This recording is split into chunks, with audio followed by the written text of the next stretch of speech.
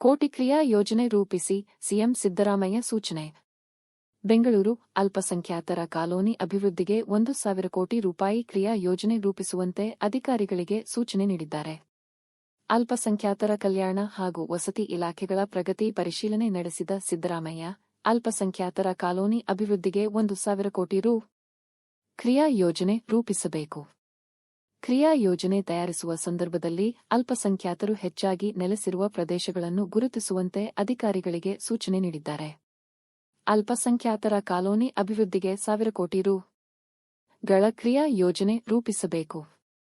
ಈ ಕ್ರಿಯಾ ಯೋಜನೆ ತಯಾರಿಸುವ ಸಂದರ್ಭದಲ್ಲಿ ಅಲ್ಪಸಂಖ್ಯಾತರು ಹೆಚ್ಚಾಗಿ ನೆಲೆಸಿರುವ ಪ್ರದೇಶಗಳನ್ನು ಗುರುತಿಸಿ ಅನುದಾನ ಹಂಚಿಕೆ ಮಾಡಬೇಕು. ಅಲ್ಪಸಂಖ್ಯಾತ ವಿದ್ಯಾರ್ಥಿಗಳಿಗೆ ಕೇಂದ್ರ ಸರ್ಕಾರ ನೀಡುತ್ತಿದ್ದ ವಿದ್ಯಾರ್ಥಿ ವೇತನ ಸ್ಥಗಿತಗೊಂಡಿರುವ ಹಿನ್ನೆಲೆಯಲ್ಲಿ ರಾಜ್ಯ ಸರ್ಕಾರವೇ ಇದನ್ನು ಭರಿಸಲು ತೀರ್ಮಾನಿಸಿದ್ದು 6.4 ಲಕ್ಷ ವಿದ್ಯಾರ್ಥಿಗಳಿಗೆ ವಿದ್ಯಾರ್ಥಿ ವೇತನ ಬಿಡುಗಡೆಗೆ ಸಿದ್ಧವಾಗಿದೆ.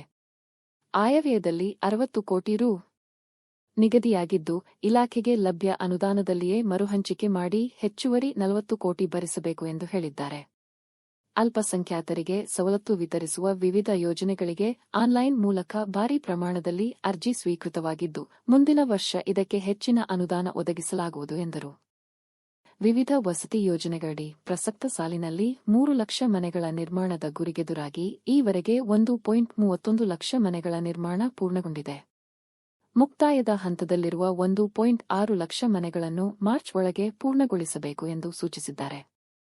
ಈ ಬಗ್ಗೆ ಜಿಲ್ಲಾ ಪಂಚಾಯತ್ ಮುಖ್ಯ ಕಾರ್ಯನಿರ್ವಹಣಾಧಿಕಾರಿಗಳು ಮತ್ತು ಸಂಬಂಧಿಸಿದ ಎಂಜಿನಿಯರುಗಳ ಸಭೆ ನಡೆಸಿ ಲಿಂಟೆಲ್ ಮತ್ತು ಛಾವಣಿ ಹಂತದಲ್ಲಿರುವ ಸುಮಾರು 1.5 ಲಕ್ಷಕ್ಕೂ ಹೆಚ್ಚು ಮನೆಗಳನ್ನು ಮಾರ್ಚ್ ಅಂತ್ಯದೊಳಗೆ ಪೂರ್ಣಗೊಳಿಸಬೇಕು. ಕೊಳೆಗೇರಿ ಅಭಿವೃದ್ಧಿ ಮಂಡಳಿಯ ವ್ಯಾಪ್ತಿಯಲ್ಲಿ ವಿವಿಧ ಯೋಜನೆಗಳಡಿ 1.8 ಲಕ್ಷ ಮನೆಗಳು ಪ್ರಗತಿಯಲ್ಲಿದೆ. ಫಲಾನುಭವಿಗಳ ವಂತಿಗೆ ಸೇರಿದಂತೆ 5 ಲಕ್ಷ ರೂ. ಗಳನ್ನು ಭರಿಸಲು ಹಾಗೂ ಇದಕ್ಕಾಗಿ ಮತ್ತು ಬಡಾವಣೆಗಳ ಮೂಲಸೌಕರ್ಯ ಅಭಿವೃದ್ಧಿಗಾಗಿ 500 ಕೋಟಿ ರೂ.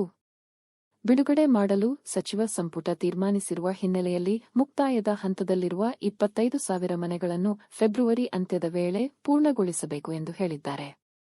ರಾಜೀವ್ ಗಾಂಧಿ ವಸತಿ ನಿಗಮದಡಿ ಮುಕ್ತಾಯದ ಹಂತದಲ್ಲಿರುವ ಮನೆಗಳನ್ನು ಪೂರ್ಣಗೊಳಿಸಲು ಅಗತ್ಯವಿರುವ ಅನುದಾನಕ್ಕೆ ಸಂಬಂಧಿಸಿದ ಪ್ರಸ್ತಾವನೆಯನ್ನು ಸಚಿವ ಸಂಪುಟದ ಮುಂದೆ ಮಂಡಿಸಬೇಕು.